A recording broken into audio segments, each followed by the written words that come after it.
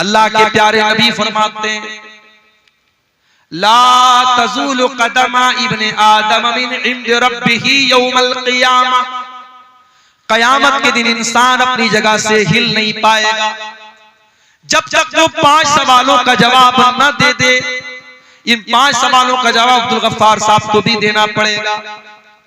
इन 5 सवालों का जवाब हुसैन सलफी साहब को भी देना पड़ेगा, हमारे नाज़िम इजलास साहब को भी देना पड़ेगा, उस्मान मुखिया साहब को भी देना पड़ेगा, पढ़े लिखे को भी देना पड़ेगा, अनपढ़ को भी देना पड़ेगा, दौलतमंद को भी देना पड़ेगा, गरीब को भी देना पड़ेगा, सीमांचल के लोगों को भी देना पड़ेगा, नॉर्थ इंडिया के लोगों को, साउथ इंडिया के लोगों को, सारे बंदों को, सारे इंसानों को देना पड़ेगा।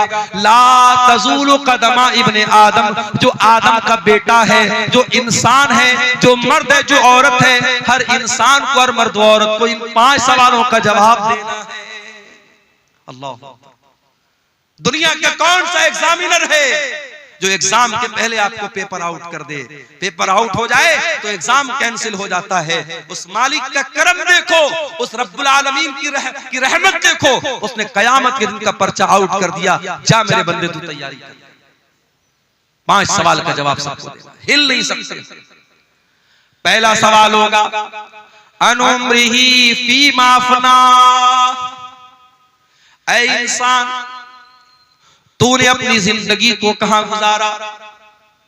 जब तक तू बच्चा था, ना बालिग था, ना समझ था, तेरे गुनाह नहीं लिखे जाते थे, तेरी गलतियां नहीं लिखी जाती थी। जब तू 12-13 साल का हो गया, लड़की को पीरियड आने लगा, लड़के को दाढ़ी मूछ के बाल आने लगे, ज़ेरे-नाब बाल आने लगे, लड़का बालिग हो गया, लड़की बालिग हो गई। अब बालिग होने के बाद से लेकर के अपनी मौत तक, चाहे तू 50 साल तक जिंदा रहा, 60 साल तक जिंदा रहा, 70 साल तक जिंदा रहा, जितनी तुझको जिंदगी मिली मेरे बंदे, तूने बालिग होने के बाद से लेके अपने आखिरी दिन तक तूने क्या क्या किया? चल पूरी जिंदगी का हिसाब दे। अल्लाह, 50 साल में, 60 साल में, बालिग होने के बाद से लेकर बचपन का हिसाब नहीं लिया जाएगा। बचपन में जब इंसान ना समझे उसका अल्लाह के हिसाब नहीं होगा।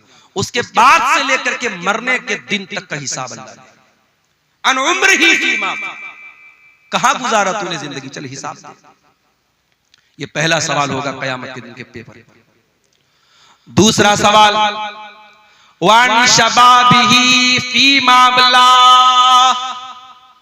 ऐ मेरे बंदे, तू 70 साल दुनिया में रह के आया था, तेरे 40 साल के बाद की जिंदगी तो बड़ी अच्छी गुजरी। मस्जिद का मुतवल्ली भी बन गया, मदरसे का नाज़िम भी बन गया, हाजी साहब भी बन गया, फजर की नमाज में लाठी लेके पहुंचने लगा, कोई गलत काम नहीं करता था, दिन रात अल्लाह अल्लाह करता था, बहुत अच्छी बात है। लेकिन ऐ मेरे बंदे, तू 20 साल से लेकर के 40 साल तक कैसा था? तेरी जवानी कहां गुजरी? तेरी जिंदगी का सबसे खतरनाक पीरियड कहां गुजरा? कहीं ऐसा तो नहीं तू शराब पिया करता था, कहीं ऐसा तो नहीं तू ज़िना किया करता था, कहीं ऐसा तो नहीं तू गंदी मूवीज देखा करता था, कहीं ऐसा तो नहीं तू नाजायज लड़कियों के साथ चैटिंग किया करता था, कहीं ऐसा तो नहीं तू होटलों में नाच गाना देखने जाता था। वो अन शबाबिही फीमा बला, मेरे बंदे तू अपनी जवानी का हिसाब दे, तूने कहां गुजारा उसको? गौर कीजिए मेरे भाई, सारी जिंदगी का हिसाब अलग होगा और जवानी का हिसाब अलग। जिस पर काम करने की जरूरत है तो वो तबका नौजवानों का तबका है। और दुनिया की हर कौम अपने नौजवानों को ट्रेंड करती है, अपने नौजवानों को मजबूत करती है, अपने नौजवानों पर मेहनत करती है। आज हमारी कौम का नौजवान कहां जा रहा है? हमारे नबी की सीरत उठा करके देखिए, हमारे नबी के साथ जो सहाबा थे, जो आपके सफ़े अव्वल के सहाबा थे, जिन्होंने आपके साथ पत्थर खाए थे, आपके साथ जंगों में अपने सीने पर तीर और तलवार का जख्म बर्दाश्त किया था। आप गौर कीजिए मेरे प्यारे साथियों, नबी के उन सहाबा में आपको मेजॉरिटी किसकी मिलेगी? उसमें बहुमत किसका मिलेगा? उसमें अक्सरियत नौजवानों की। अब्दुल्ला बिन मसूद कौन है? नौजवान है। मुसअब बिन उमैर कौन है? नौजवान है। हजरत खालिद बिन वलीद कौन है? नौजवान है। उस्मान गनी कौन है? नौजवान है। तलहा कौन है? नौजवान है। जुबैर कौन है? नौजवान है। अली बिन अबी तालिब कौन है? नौजवान है। मेरे नबी के सहाबा में वो सहाबा जो मेरे नबी के बॉडीगार्ड बन करके चला करते थे, जिन्होंने मेरे नबी के साथ हर मुश्किल को बर्दाश्त किया है, उसमें मेरे प्यारे साथियों बढ़ चढ़ करके हिस्सा लेने वाले नौजवान सहाबा, नौजवान आगे थे।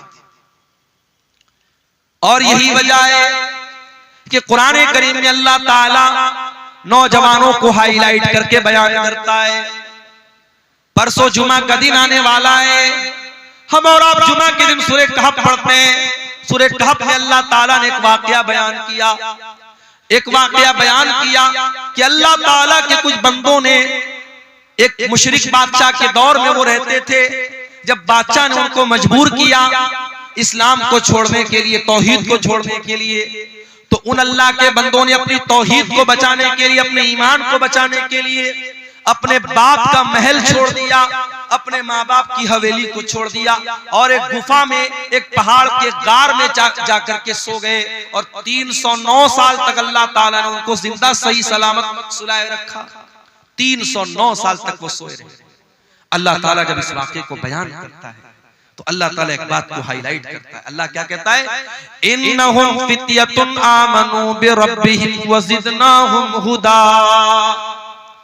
अपने ईमान को बचाने के लिए अपने माँ बाप को छोड़ने वाले, अपने माँ बाप का ऐशो आराम छोड़ने वाले, अपनी हवेलियों को छोड़ करके पहाड़ की गुफा में जाने वाले ये नौजवान थे। अल्लाह ने खास तौर से हाईलाइट करके बयान किया कि ये नौजवान थे। अल्लाह चाहता तो ऐसे ही डायरेक्ट जिक्र कर देता कि चंद लोग थे, मगर अल्लाह ताला ने फित्यतुन का लफ्ज इस्तेमाल किया। इससे ये पता चला कि अल्लाह ताला को नौजवानों का ईमान बहुत पसंद है। आज हमारे कितने नौजवान हैं, उनको जब नमाज के बारे में बोलो, गुनाहों को छोड़ने के बारे में बोलो, उनकी जबान से एक ही लफ्ज निकलता है, मौलाना साहब ये जवानी का दिन है, अभी तो मैं मौज मस्ती कर लेने दो, कल जब जवानी खत्म हो जाएगी तब हम इबादत भी कर लेंगे, रोजा भी रखेंगे, नमाज भी पढ़ेंगे, गुनाहों से भी बचेंगे। ओ मेरे प्यारे नौजवान साथियों, आज़रबाईजान से एक फ्लाइट, एक हवाई जहाज उड़ता है, जिस हवाई जहाज के अंदर 72 मुसाफिर सफर कर रहे थे। हवाई जहाज के अंदर आग लग जाती है और हवा के अंदर वो हवाई जहाज जल कर राख हो जाता है और 72 के 72 लोग हवा में जल करके मर जाते हैं। ये भी आज की न्यूज आपको बता रहा हूं। क्या उन 72 लोगों में सारे बूढ़े लोग थे? क्या सारे 70-80 वाले लोग थे? उसमें 20 साल के नौजवान भी थे, उसमें 2 साल का बच्चा भी था, उसमें 25 साल की औरतें भी थी। मेरे प्यारे भाइयों, जब हवाई जहाज के अंदर आग लग जाती है, अंदर का वीडियो वायरल हुआ है, जाकर के इंटरनेट पर देख लेना। फ्लाइट के अंदर जितने लोग हैं वो मालिक को याद कर रहे हैं, वो मौला को याद कर रहे हैं, वो अपने रब को याद कर रहे हैं।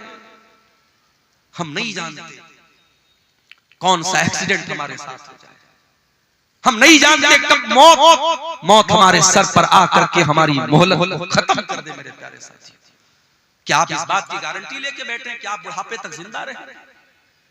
क्यों अपनी जवानी को गलत कामों में गुजारते हैं? मेरे प्यारे साथियों, हमें और आपको डरना चाहिए। याद रखो मेरे प्यारे साथियों, जवानी में जितने जज्बे के साथ आप नमाज पढ़ लेंगे, जवानी में जितनी ताकत के साथ आप हज उम्रा कर लेंगे, जवानी में जितने जोश के साथ आप अल्लाह की राह में पैसा खर्च कर देंगे, अल्लाह के दीन के लिए आप मेहनत कर लेंगे, कल बुढ़ापे में आप नहीं कर पाएंगे। मैंने वहां मक्के में देखा, सफा मरवा के दरमियान सही कर रहे थे हम लोग, कितने बूढ़े लोगों को मैंने देखा, बूढ़ी औरतों को देखा, बेचारी चलते चलते थक गई, हाँफने लगी।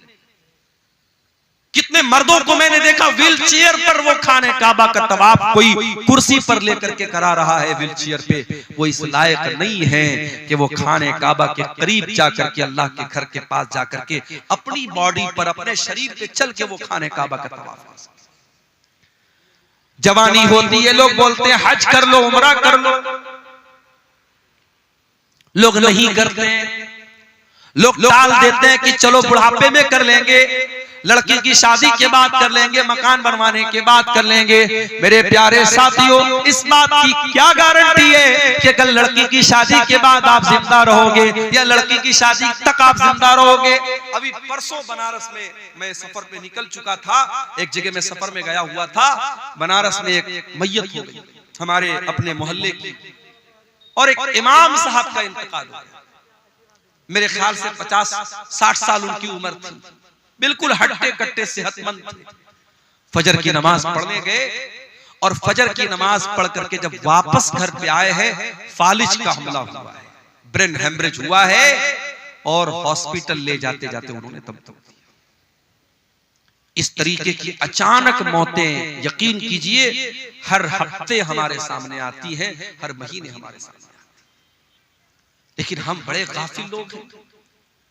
किसी मदरसे में, किसी स्कूल में इम्तिहान का टाइम करीब आता है, जो बच्चा साल में कभी पढ़ाई नहीं करता है, अगर उसको पास होना है, अगर उसको अगली क्लास में जाना है, तो वो नादान बच्चा भी सोचता है नहीं यार साल भर नहीं पढ़ा, चलो कोई बात नहीं, इम्तिहान आ गया, एग्जाम आ गया, अब तो थोड़ी पढ़ाई कर लूं। वो मेहनत करता है, पढ़ाई करता है, उसको मालूम है अगर अब मैंने मेहनत नहीं की तो मैं पास नहीं हो पाऊंगा। मेरे प्यारे साथियों, क्या हमारा और आपका इम्तिहान करीब नहीं है? क्या हम अपनी मौत से करीब नहीं है? हम नहीं जानते हमारा वो इम्तिहान कब शुरू हो जाएगा, मौत कब आ जाएगी, हम नहीं जानते। हम कितने नादान हैं, हमको मालूम है हमारा इम्तिहान कभी भी लिया जा सकता है और हम कोई तैयारी नहीं कर रहे हैं। इसीलिए अल्लाह कुरान में कहता है, इक़्तरब लिन्नासि हिसाबुहुम व हुम फी गफलतिन मुरिदून।